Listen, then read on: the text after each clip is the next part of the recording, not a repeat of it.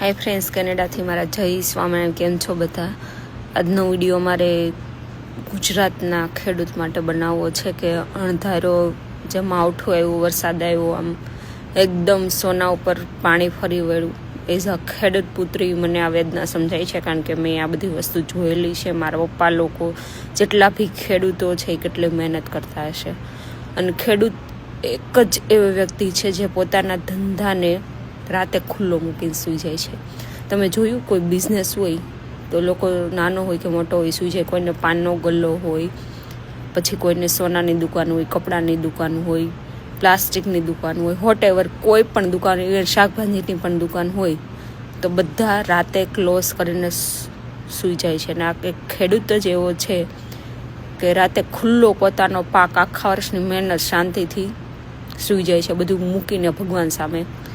પણ આ બધું કુદરતનું કરવું છે, આપણે એમાં કાંઈ ન ચાલે. આખા જે વર્ષની જે મોલાતું હોય મેન શીંગ, એ દિવાળીએ પાકે, અને જે બધા એના પાથરા અને શીંગું પાણીમાં તરે છે ને એ બધો વિડીયો જોઈને મને તો સાચે દિલથી બહુ દુઃખ થયું.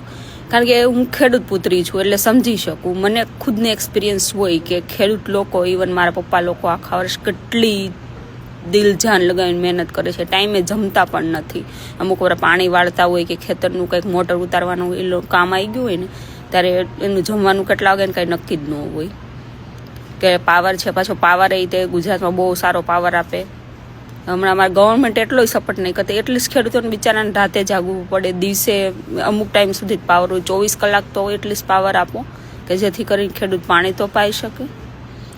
તો આવી બધી સ્ટ્રગલ છે. અને ખેડૂત લિટરલી બધી રીતે કેટલું સ્ટ્રગલ કરે છે ને એના મજૂરોને એટલું સાચવે છે. અમે અહીંયા કેનેડામાં આવ્યા તો અમને તો કોઈ રહેવાનું નથી આપતું, કોઈ લાઈક કે જમવાનું કે એવું કંઈક ક્યારેય નથી આપતું. અને ઇન્ડિયામાં મજૂરો આવે ને તો વાડીએ ઘર આપે છે ને એમાંય ફ્રીમાં આપે છે.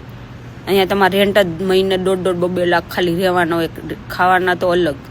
તો વિચાર કરો, ખેડૂતો જેને કામ કરવા આવે ને મજૂર, એને એટલો સપોર્ટ કરે છે. દર દિવાળીએ કે દર સેલિબ્રેશનમાં એ લોકોને મીઠાઈને બધું લઈ આપે છે, અને ઉધાર પૈસા આપે છે કે ચાલ તાર પાસે પૈસા નથી તો અત્યારે આમાંથી યુઝ કર, પછી કંઈક પાક આવે એમાંથી વાળી લેવું.